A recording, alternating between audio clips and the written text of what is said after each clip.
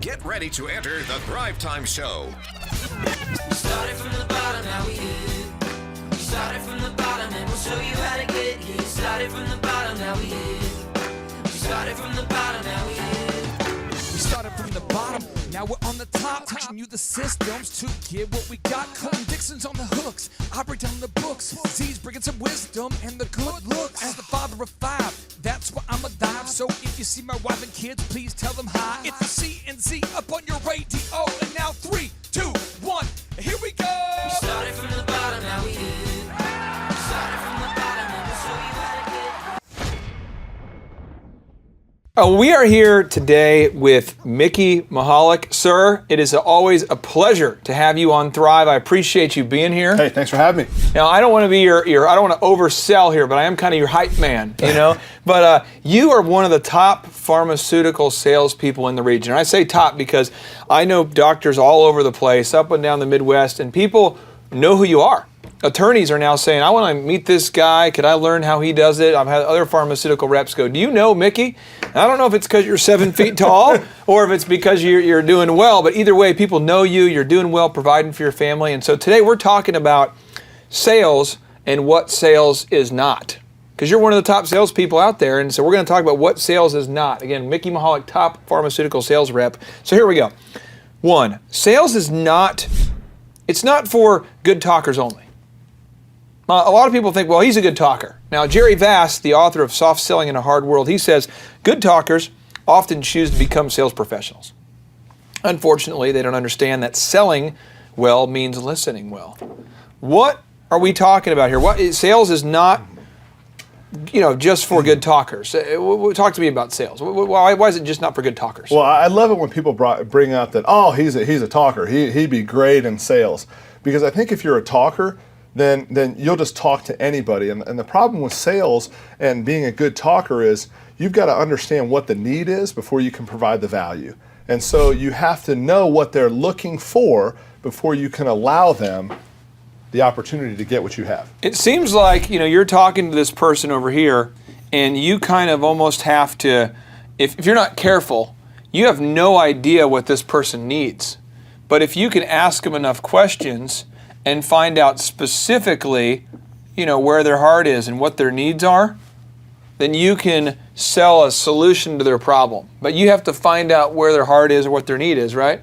So you find their need, and then you kind of sell the solution, which kind of connects the need here. Is that basically the idea? You're selling the solution? Now, so let me ask you this. In your career, you discovered quickly that high-level sales, we're not selling snow cones here. We're talking about selling pharmaceutical products to doctors, life and death situation. High-level sales is dominated by great listeners and not great talkers. Have you ever ran into somebody who's struggling in sales simply because they won't shut up enough to listen? I was that guy. Early on in my career, it was almost my learning opportunity every time my manager rode with me was learning how to talk with the doctor, not at the doctor. And I think that's a main problem most people have is they're so set on getting out what they have to say that they're not willing to stop and play the quiet game and listen.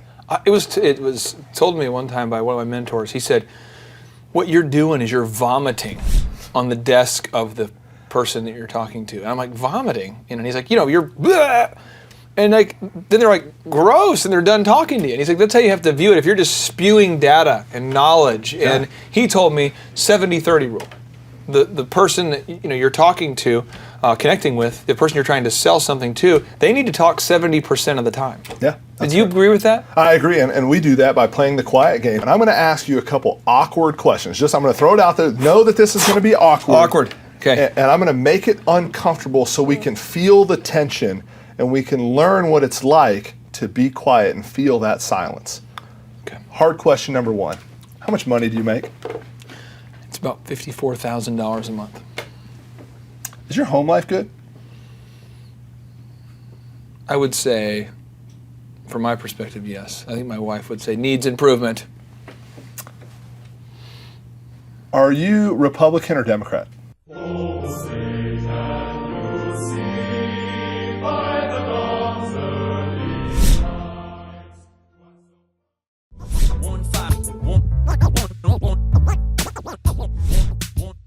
Okay, so what I've done is I've asked probably some of the most difficult questions that someone's ever going to ask you to make an awkward moment, because most people will fidget to the point that they'll go, this is what I do. Yeah. And that's what I'm trying to get to. We're not going to ask questions that hard in sales. We're never going to get to that extreme. We're going to stay away from politics. We're going to stay away from religion. We're going to stay away So you don't ever start with like a sexual orientation or religious question when you're building rapport? No, but Okay. what I'm going to do is I'm going to ask questions and then I'm going to shut up. Yeah. Sometimes to be the best communicator, you have to be the best listener. And to do that, you have to shut your pie hole. You have to be quiet. So I'm going to ask you an open-ended question, which means it's going to be a question that's going to reveal more about what you have to say about that. So I'm going to ask you an open-ended question, Okay, here we go. and I'm going to be quiet. What do you think about vaccines? I think my wife is against it, and therefore I am. Okay. So the question I ask, let me know that you extremely value the opinion of your wife, and you're going to trust her Yeah. with her opinions on medications for your children because she does the diligence to look it up. I learned something personal about you. I worry if my wife gets into cliff jumping, if I'm just going to jump off as well. That's where I'm at. Okay, so, but you're going to take that and there's a value. But how I Yeah. learned that was I asked a question Right. that was open-ended, and then I played the quiet game. I like that. So sometimes you have to stop and listen so you can learn where to go next. Now, I will say what I do, and I don't know if it's maybe I'm not as quick-witted as you, or I'm kind of a grinder, and I've learned to sell, I think, in spite of my lack of ability to memorize things. But I always like to have 5 rapport-building, open-ended questions, Sure. and 5 open-ended kind of needs-finding questions that I have literally on the clipboard. Yeah. So when I meet with someone, they don't know what's on the clipboard. But when I meet with them, I have those questions. Sure. And it works pretty much every time. Yeah, so for me, there's 2 types of openings. One is the knock your socks off statement that's going to wow them, right? So the first one is, did you know that 70% of people that try a medication and it doesn't work, that they're never going to try one again? No. Wow. So it's pretty important, you would think, that they get the right medication first. Yeah. So what are the medications that you don't like? I don't know what my wife Okay. gives me. I was feeling pretty awesome. I hurt my ankle the other day, and I was feeling pretty awesome at work. So I don't know what she gave me there, but no, it's feeling pretty awesome. So these are questions. So that was kind of a hard fact at the beginning that led you to go, man, I better listen more because. Or now the next one is the shock factor. All right, I'm just going to come in and be kind of crazy. I'm like, hey, Dr. Clark, are you wearing socks today? I am. Well, I'm glad you are, because what I'm about to tell you is going to knock your socks off. Kind of corny, kind of cheeseball, right? But you're going to remember what I just told you because you're like, all right, dude, where are we going? See, that's what's going to get me. That'd get me. Right, it's going to get them rolling. Okay, now the last. Just sell me right now. Okay, so if you've got that guy, let's turn the corner. We got this guy that's grumpy guy. Okay, so what I'm going to do with that guy is I'm going to come in and I'm going to say, hey, Dr. Clark, I know you have very limited time and I want to value that time for you right now. I want to talk to you about 3 things today. I want to talk to you about my medication and why my medication is going to be good for your patients and how it's going to make you look awesome. So what I've done is I've given you 1, 2, and 3. If you can get through 1, 2, and 3, we're done today, and I'm backing out. So I clearly define what I'm here for today. Those are the ways that I'm going to open up my sales call. I love it. I love it. Now, Dale Carnegie, the best-selling author of How to Win Friends and Influence People, a book that just is, everybody needs to read that book. If you haven't read that book, that's a book that you need to read. You need to marinate on that, like slow rotisserie style. That thing is awesome. But he says, talk to someone about themselves and they'll listen for hours. How do you get people talking about themselves? Is it through those questions? Is that what you're saying? Yeah, it is. I think, once again, you when you do this and you state what you're here for, right, it allows people to say, okay, this isn't going to take very long. And then people like to hear about themselves because they want people to know that they're important. So if we ask open-ended questions about their life that they can tell us about what they've done or what they've accomplished, make them feel good. Put them on a pedestal as the teacher in the conversation, and then just sit back and be quiet. How long did it take you to come to the realization that people like to buy from people that focus on them? That people like to buy from people who are interested in them? Well, I hope for most people out there that after they get rejected so many times, they're going to go, okay, let's take this option and say it's not working. And so what I realized is in most of my relationships with my friends or my wife at home, if I come home and I talk to my spouse and I say, man, today was this, today was this, today was this, today this happened. Can you believe this happened? What about her? What about her? I need to ask her about her day. So the reason I'm bringing this up is because your wife actually called me before our meeting today, and I'm just kidding. You're getting personal. I knew that's where you're going with it. All right. So anyway, we'll segue, trying to emotionally rebound here from that tough information.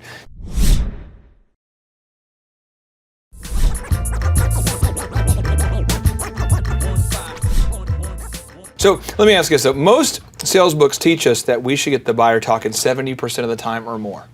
In any of these books, they always teach 70%, 60%. What are some of the ways that you would recommend for thrivers to get their boss, talking or their customer talking? Because ultimately the customer is the boss.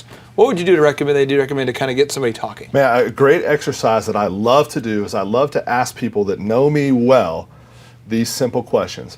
Clay, if you could wave a magic wand and change 3 things that I do that you don't like and take them away, and then wave that magic wand and say, hey, take these 3 things and make them better, what would you do? Well, one, I would make you taller because I think that it would be even. I mean, you're already 6'11". I'd want you to be at least 7'11" because that would be incredible. That would be incredible. Yeah, I would. How big is your foot? That's a personal question. Okay.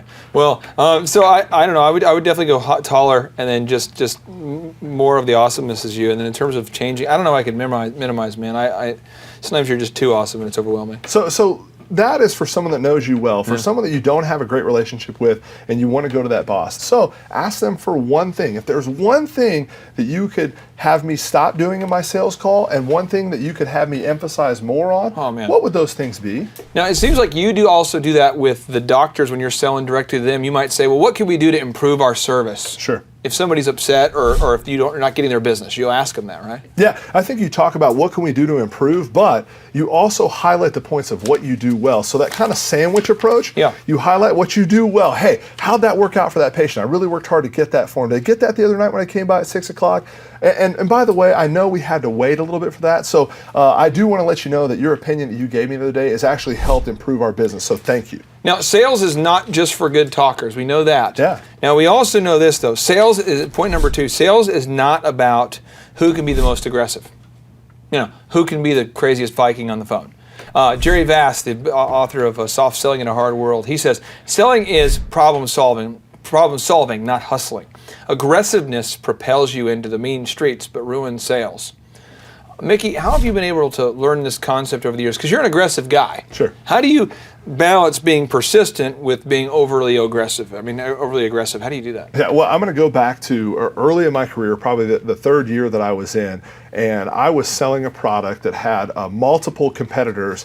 And at that time, this physician's office, we called it a cattle call, where basically they would have all of us reps come in, and you got about 4 seconds to sell what you had, feature benefit, and then move to the next rep. Well, my competition sat directly across from me. Ooh. And I saw him there every Tuesday at 3 o'clock. We had to go there, and I saw him. And I thought, I'm just going to be ultra aggressive because he was kind of laid back. And every time I would come in and I'd hold that paper up in front of that physician, I'd say, and this is why, look at this thing, why, this is number, look at that chart right there. And then he would come by and he would say, hey, doctor, I just want to remind you, we've had great success. I really appreciate your business. And I would go, how does he do it? How can he sit back so reserved and I'm going at him and giving feature benefit after feature benefit? And I realized that you have to adapt to who your buyer and your customer is. So I was coming at them with a director approach when they wanted a value quality time approach. Now, sales is not about talking at people. Jerry Vass, author, says most salespeople won't stop talking long enough to let the buyer make a decision. I know that because of your personality and your height, you tend to be the center of attention wherever you are. It seems like, but yet you always make the person you're talking to, the doctor, always feels like he's the center of attention. Sure. You know what I mean? You naturally kind of draw attention. You go to Walmart, people are always like, who is this guy?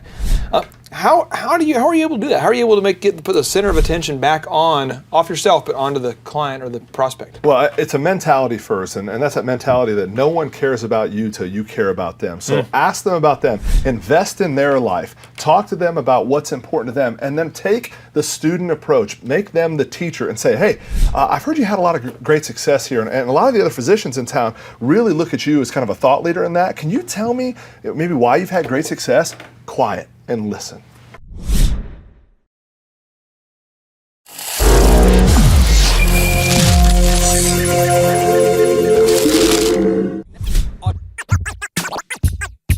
Are you not edutained? I've heard about this, so I don't know if it's true. Rumor has it that you have a tool that you use when you're talking. You focus the attention on the doctor or the prospect. You're talking to them, but you use this little thing. Yeah. The power of the pen. Talk to me about this little tool and how you use this to keep somebody engaged. Even though you're focusing on them, how do you keep them following what you're wanting to talk about? Well, this was learned probably as more of a survival method. Yeah. This was my survival tool that I had to get me through my first week of sales. And I, to this day, still get frustrated when people say, well, I don't know the material well enough to go out there. I don't want someone to stump me. I don't want someone to ask me a question and I don't know the answer to it. So I'm going to stay and study a little bit more, and then maybe in a couple weeks I'll get out there and go try to make some sales. I need to study more. Well, the power of the pen started there. Because I got flooded. I was drinking from a fire hose, all this medical information that I had to learn, and I believe in sales now. Go out there, jump in the deep end with both feet, and try to survive. Sink or Sales swim. now. Let's get out there and go now. So many people say, oh, I don't know and I need to wait. So the power of the pen, this is where it came in. The reality was that I didn't know all the information on the paper in front of me. And what I did know was that there's natural reactions that when you place, let's be honest. Time out. You don't know all the information about the product sometimes. Well, it's not that I didn't know about the product in its entirety. I was trying to listen and also get out the points that I needed to. And I knew that I had to look at my paper and stop looking at my customer. I didn't want to seem like I didn't know what I was doing. So what I did was I always carry a pen right here, right in my front pocket. Yeah. And I pulled it out like this. And what I did was I was kind of tapping it. And I realized that every time I tapped it, the doctor looked down at what I was tapping on. I went, wait a minute, this tool, it's like a toy, he's following it. And so I went, well, I'll tell you what, real quick, the reality is this is the point that we're talking about here, and I'm not the smartest guy in the world, but is this line better than that line? And he was like, yeah, it is. I said, well, hey, that's great. And what I did was I realized that if I took this up and I used this as a pointer, that little eye would follow that every time. And so I would carry that pen with me everywhere, and it gave me an opportunity to look at the product with him. And if I didn't know the material, the exact words that we had to use, I could simply read it with him. I could say, okay, hey, I want to show you this. And I would simply read it with him. He's looking there, I'm looking there. And we're just reading. You're kind of hypnotizing me. Yeah, I've actually done that. Now, does this work with the power of the finger? Like, should your pen be out of ink or something? No, I think you should always have a pen, and the reason why is because at the end of the day, you are providing an opportunity for them to learn. Yeah. But when that sale comes in, let's go ahead and make this something they've been following. Let's go ahead and hit that for them. And so, if you want to order that today, let's go ahead and sign that right now, and I'm going to get on my way. Now, this isn't a benefit I've ever heard you tell me about the power of the pen, but something I've learned from years of sales is that professionals have a pen and take notes. Yeah. And amateurs don't take notes, and professionals get very frustrated when they're in their presence. I've seen a lot of doctors, high-level commercial real estate people, wealthy people, when they're in a meeting, and somebody's in the meeting with them who's not taking notes, it annoys them. Or nothing in front of them, just sitting like this. Hey, great meeting. Yeah. Yeah, right. And there's a study that I read that was interesting in a Harvard Business Review. This is years ago. But executives retain like 3/4 more information than their subordinates, and they take notes, and most of their subordinates don't. And it says the pen, I mean, it's got a lot of power there. It's like a lightsaber almost. Well, and I think when somebody's speaking, a great way that you can show value without telling them is to write down what they're saying. So if you're speaking and you see me writing down and listening what you're saying, obviously I find value in what you're saying enough to write it down. So have that pen with you. And if you have a question, you can always take that pen back and say, so Clay, when we were talking, I wrote this down right here, and I can reread what you're saying by just using this and saying, hey, that's it. So I can direct you where I want, and this is just used as my pointer is all I'm doing. Now, sales is not warfare. Point number 4 here. Sales is not warfare. Many salespeople feel that selling is warfare. Again, Jerry Vass, he says, many salespeople feel that sales is warfare. The buyer is the enemy, and the words are ammunition. And the seller's advances are turned aside because they are so predictable, amateurish, and easily deflected. What he's saying is that these people feel like that they are a salesperson and they're just going to war, just shooting ammo at the prospect. You know, we have all these benefits. We have all these great things. It's just a machine gun approach, and it freaks out the prospect. Best-selling author Brian Tracy writes, approach each customer with the idea of helping them to solve a problem or achieve a goal, not of selling them a product or service. Mickey, what have you done to keep you focused on solving problems rather than approaching sales as a form of warfare like most salespeople? Well, it's finding the need first and giving an option for that need to meet the end result. And so I like what he said there about not selling a product or service, but finding a problem to help achieve a goal. And I think that's what you have to do. It's always a mentality. You always have to go into it. And before I go into a sales call, and I drive to each different location, but before I go in, I stop in the car and I pull up, okay, what do I know about this physician? What did I do the last time that I was in there? Yeah. How was the result? And what can I do to build on or redirect the conversation? So if you keep detailed notes though from the last time. Absolutely, you have to, because how am I expected to remember everything? I mean, I'm just a simple guy. First of all, I'm a guy, right? My brain can go anywhere, but I've got to take notes and remember, hey, where did this go last time? If it was good, I'm going to build on it.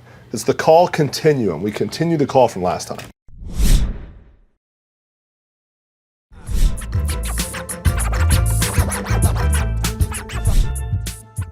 Now here's something that I've noticed about you, kind of bragging on you here for a minute, is most people, when they are, if the prospect is, if this line here represents the prospect, and kind of these are all the different areas that you can get to here. Most people, when you first call somebody, they're annoyed. They don't want you to call. They don't want you to call them. Most prospects do not like to be called. Then, if you do it right, somebody becomes curious about, there's a you in here somewhere, becomes curious about your service. And then we go from there into this kind of this trusting phase, and then we go into buying. And the phase that you go into that almost nobody goes into is you ultimately become their friend. You do it every time. You go from annoying somebody who you don't know, you're calling someone, a doctor who's very busy, whose time is money, who might charge as much as $500 to $700 an hour every time they're with a patient, and yet you annoy them, and you end up getting a meeting, and then you build curiosity, you build trust, and now you're their friend after they're buying from you. Now, most people I know, when they sell something to somebody, it's a one and done deal. It's a transaction. I've sold you, haha, I win, you lose, I'm a sales guy. But yet you have that ability to become friends. How have you made that happen when most people don't ever want to talk to the person who sold them something again?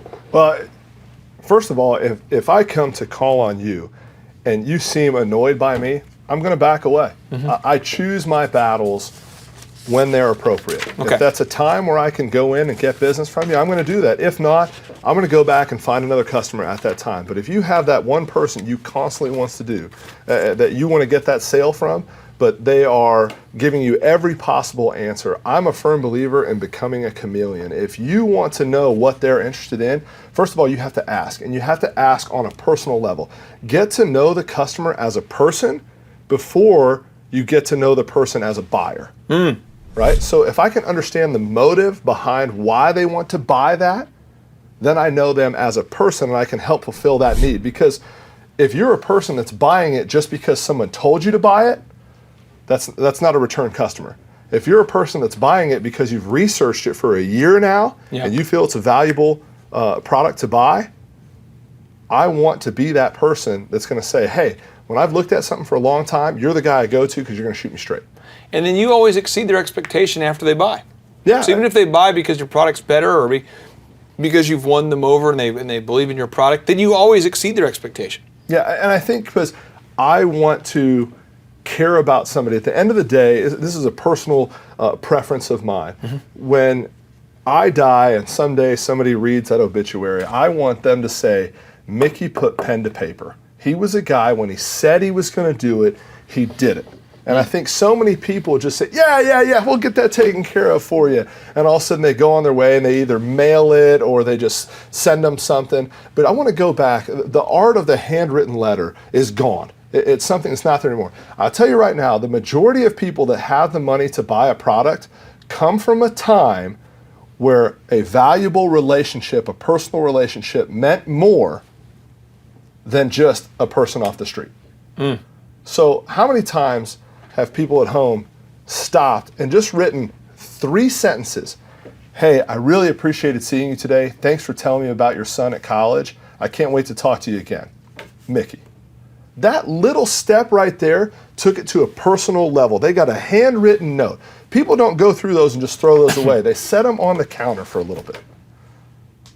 They do. And what's funny is that we've rushed so hard as a culture into the digital age that email and texting and newsletters and, hey, I'll just send you a tweet. You got people breaking up with each other on text messages and, meeting each other via text messages or LinkedIn or Facebook or whatever. And you're saying that personable note, that blue pen on that letter that you hand wrote to me means a lot. Yeah, I think it does. I think because that takes something and it says, he took time to stop what he was doing, write something down. He remembered, he wrote down on there, hey, thanks for telling me about your son's baseball game.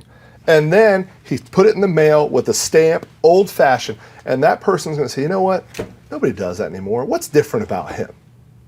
I love it. I love it. Now, Mickey, you came in here today and you're teaching us what sales is not. And I will say, in terms of what sales is, it's you. You've learned sales the hard way. You've built your career to where you're at today. And again, I can't thank you enough for taking your time out of your schedule to be here. It means the world to us and all the thrivers watching this. So I just want to tell you again, thank you so much for your time. Hey, I appreciate it. And I tell you what, I love being a salesman, but I can't wait until I get to learn more about being an entrepreneur in the other areas that I'm not good at on Thrive. JT, do you know what time it is? 4:10. It's Tebow time in Tulsa, Jerusalem, baby. Tim Tebow is coming to Tulsa, Oklahoma, June 27th and 28th. We've been doing business conferences here since 2005. I've been hosting business conferences since 2005. What year were you born? 1995. Dude, I've been hosting business conferences since you were 10 years old, but I've never had the 2-time Heisman Award winning Tim Tebow come present. And a lot of people, have followed Tim Tebow's football career on the field and off the field. And off the field, the guy's been just as successful as he has been on the field. Now, the big question is, JT, how does he do it? Well, they're going to have to come and find out because I don't know. Well, I'm just saying, Tim Tebow's going to teach us how he organizes his day, how he organizes his life, how he's proactive with his faith, his family, his finances. He's going to walk us through his mindset that he brings into the gym, into business. It is going to be a blasty blast in Tulsa, Jerusalem.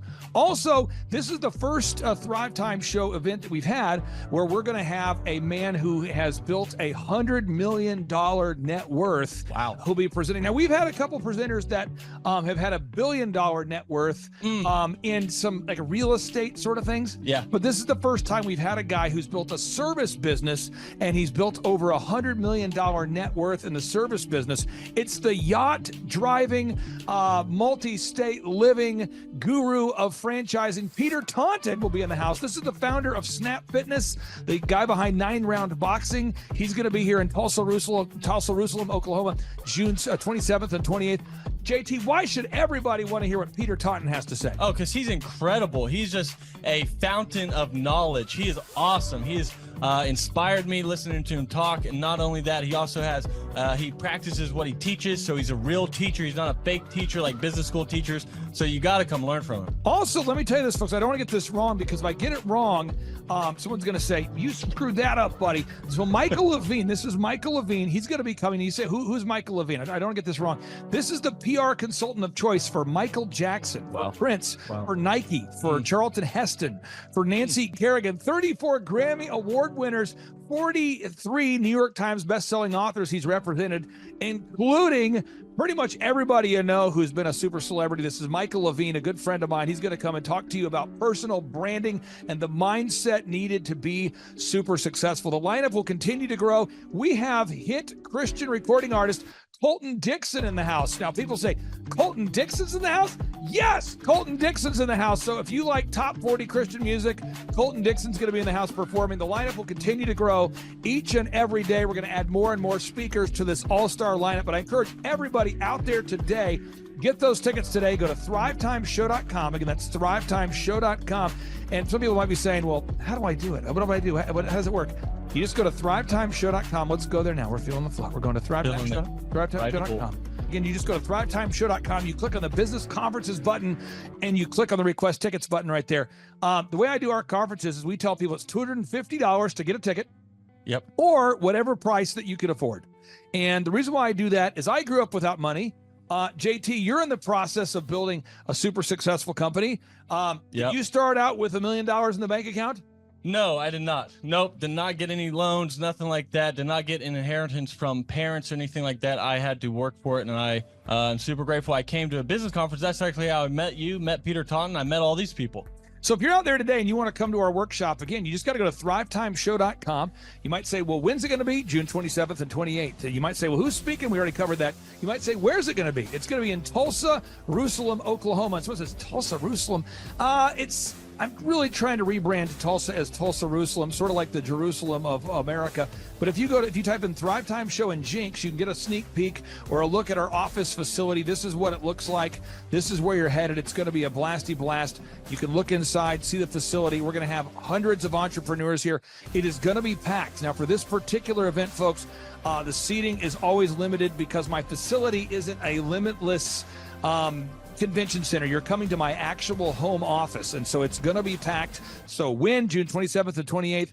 Who? You're going to come. Who? You? I'm talking to you. You can just get your tickets right now at thrivetimeshow.com. And again, you can name your price. We tell people it's $250 or whatever price you can afford. And we do have some select VIP tickets, which gives you an access to meet some of the speakers and those sorts of things. And those tickets are $500. It's a 2-day interactive business workshop, over 20 hours of business training. We're going to give you a copy of my newest book, The Millionaire's Guide to Becoming Sustainably Rich. You're going to leave with a workbook. You're going to leave with everything you need to know to start and grow a super successful company. It's practical, it's actionable, and it's Tebow time right here in Tulsa, Jerusalem. Get those tickets today at thrivetimeshow.com. Again, that's thrivetimeshow.com.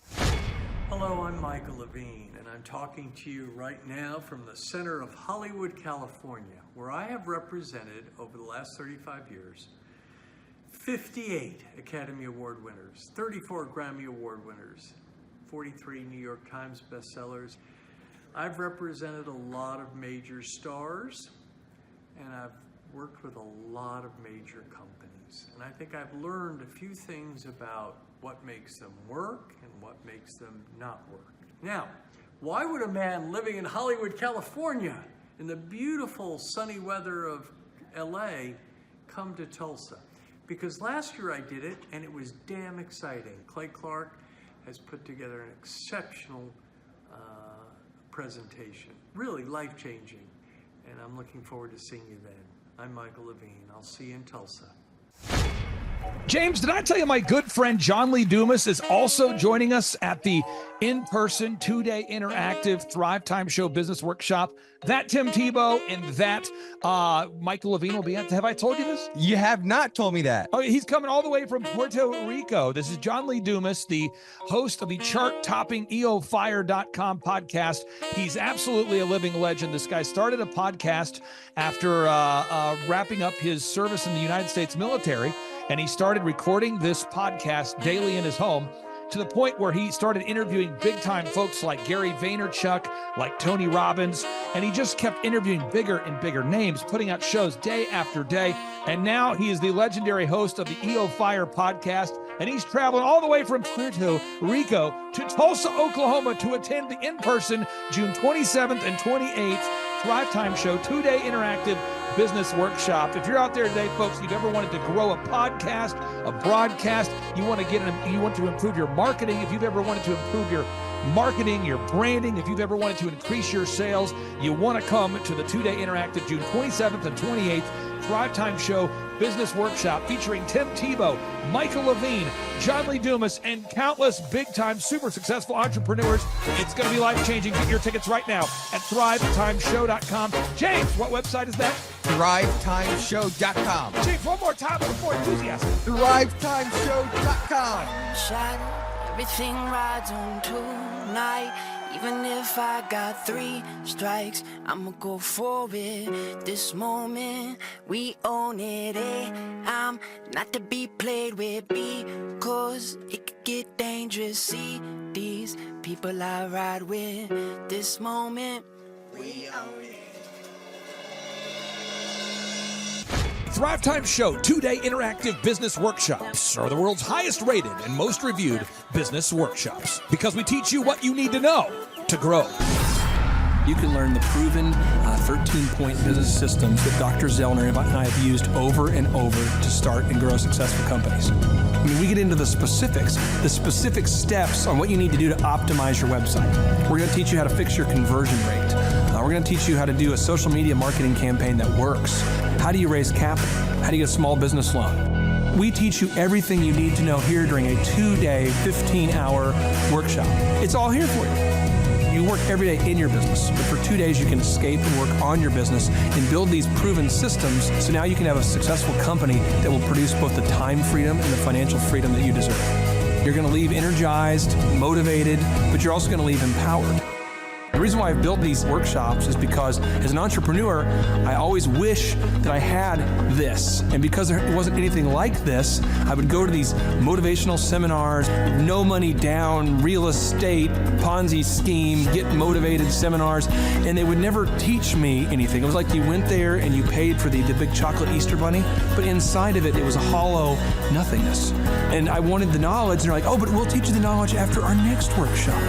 And the great thing is we have nothing to upsell. At every workshop, we teach you what you need to know. There's no one in the back of the room trying to sell you some next big get-rich-quick, walk-on-hot coals product. It's literally, we teach you the brass tacks, the specific stuff that you need to know to learn how to start and grow a business. And I encourage you to not believe what I'm saying, and I want you to Google the Z66 auto auction. I want you to Google elephant in the room. Look at Robert Zellner and Associates. Look them up and say, are they successful because they're geniuses, or are they successful because they have a proven system? When you do that research, you will discover that the same systems that we use in our own business can be used in your business. Come to Tulsa, book a ticket, and I guarantee you it's going to be the best business workshop ever, and we'll even give you your money back if you don't love it. We've built this facility for you, and we're excited to see you. And now you may be thinking, what does it actually cost to attend an in-person 2-day interactive Thrive Time Show business workshop? Well, good news. The tickets are $250 or whatever price that you can afford. What? Yes, they're $250 or whatever price you can afford. I grew up without money, and I know what it's like to live without money. So if you're out there today and you want to attend our in-person 2-day interactive business workshop, all you got to do is go to thrivetimeshow.com to request those tickets. And if you can't afford $250, we have scholarship pricing available to make it affordable for you. I learned at the Academy, Kings Point in New York, acta non verba. Watch what a person does, not what they say. Whoa.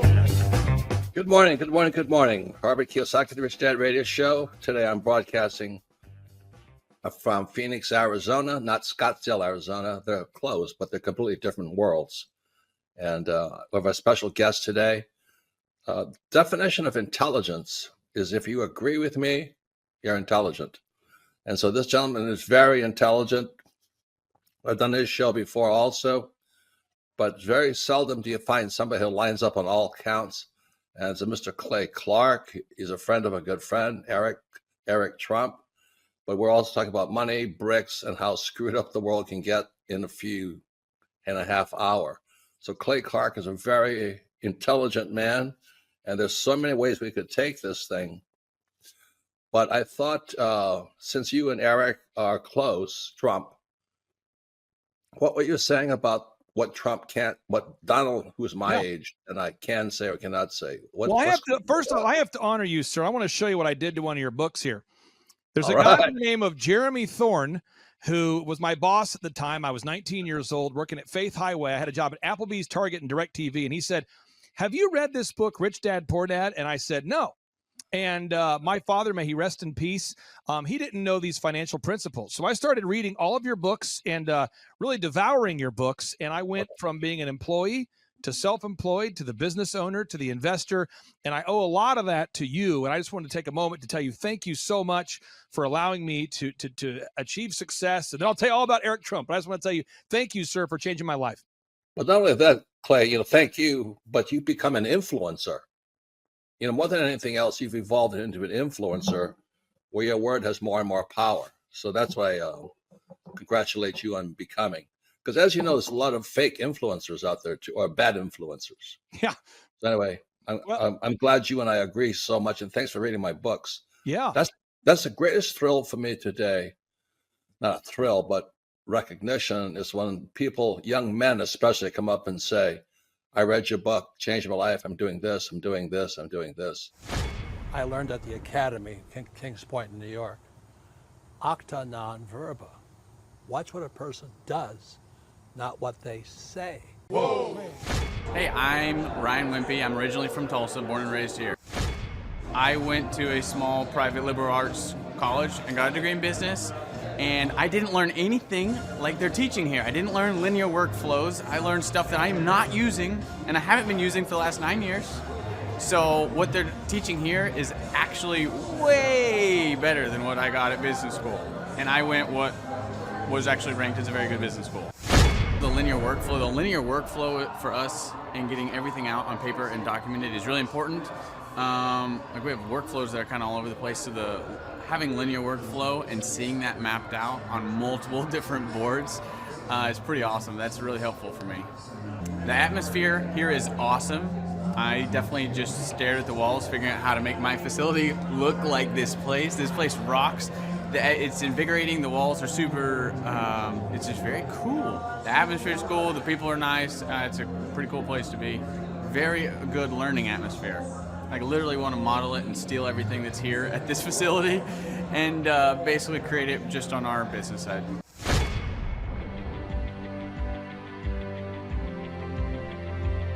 Once I saw what they were doing, I knew I had to get here at the conference. This is probably the best conference or seminar I've ever been to in over 30 years of business. You're not bored. You're awake, alive the whole time. It's not pushy. They don't try to sell you a bunch of things. I was looking to learn how to just get control of my life, my schedule, and just get control of the business. Planning your time, breaking it all down, making time for the F6 in your life, and just really implementing it and sticking with the program. It's really lively. They're pretty friendly, helpful, and very welcoming. I attended a conference a couple months back, and it was really the best business conference I've ever attended. At the workshop, I learned a lot about time management, really prioritizing what's the most important. Biggest takeaways are, you want to take a step-by-step approach to your business. Whether it's marketing, what are those 3 marketing tools that you want to use, to human resources. Some of the most successful people and successful businesses in this town, their owners were here today because they wanted to know more from Clay, and I found that to be kind of fascinating. The most valuable thing that I've learned is diligence. That businesses don't change overnight. It takes time and effort, and you got to go through the ups and downs of getting it to where you want to go. He actually gives you the roadmap out. I was stuck, didn't know what to do, and he gave me the roadmap out step by step. We've set up systems in the business that make my life much easier, allow me some time freedom. Here you can ask any question you want. They guarantee it'll be answered. This conference motivates me and also give me a lot of knowledge and tools. It's up to you to do it. Everybody can do these things, they're stuff that everybody knows, but if you don't do it, nobody else is going to do it for you. I can see the marketing working, and it's just an approach that makes sense. Probably the most notable thing is just the income increase that we've had. Everyone's super fun, it's super motivating. I've been here before, but I'm back again because it motivates me. Your competition's going to come eventually, or try to pick up these tactics. So you better, if you don't, somebody else will. I'm Rachel with Tip Top Canine, and we just want to give a huge thank you to Clay and Vanessa Clark. Hey guys, I'm Ryan with Tip Top Canine. Just want to say a big thank you to Thrive 15. Thank you to Make Your Life Epic. We love you guys, we appreciate you, and really just appreciate how far you've taken us. This is our old house, right? This is where we used to live a few years ago. This is our old neighborhood. See? It's nice, right? So this is my old van and our old school marketing, and this is our old team. And by team, I mean it's me and another guy. This is our new house with our new neighborhood. This is our new van with our new marketing, and this is our new team. We went from 4 to 14, and I took this beautiful photo. We worked with several different business coaches in the past, and they were all about helping Ryan sell better and just teaching sales, which is awesome, but Ryan is a really great salesman. So we didn't need that. We needed somebody to help us get everything that was in his head out into systems, into manuals and scripts, and actually build a team. So now that we have systems in place, we've gone from 1 to 10 locations in only a year. In October 2016, we grossed 13 grand for the whole month. Right now it's 2018, the month of October. It's only the 22nd. We've already grossed a little over 50 grand for the whole month, and we still have time to go. We're just thankful for you, thankful for Thrive and your mentorship, and we're really thankful that you guys have helped us to grow a business that we run now instead of the business running us. Just thank you times 1,000. So we really just want to thank you, Clay, and thank you, Vanessa, for everything you've done, everything you've helped us with. We love you guys.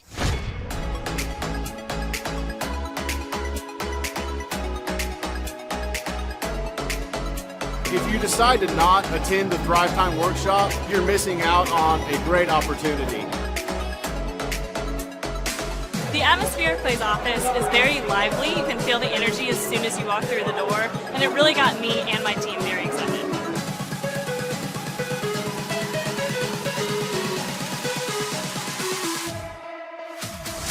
If you decide not to come, you're missing out on an opportunity to grow your business. Bottom line. Love the environment.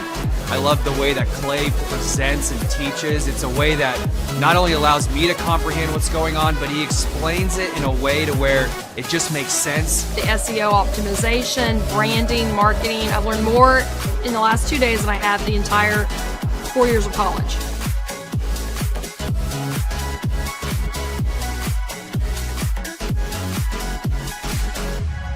The most valuable thing that I've learned, marketing is key. Marketing is everything. Making sure that you're branded accurately and clearly. How to grow a business using Google reviews, and then just how to optimize our name through our website also. Helpful with a lot of marketing, search engine optimization, helping us really rank high in Google.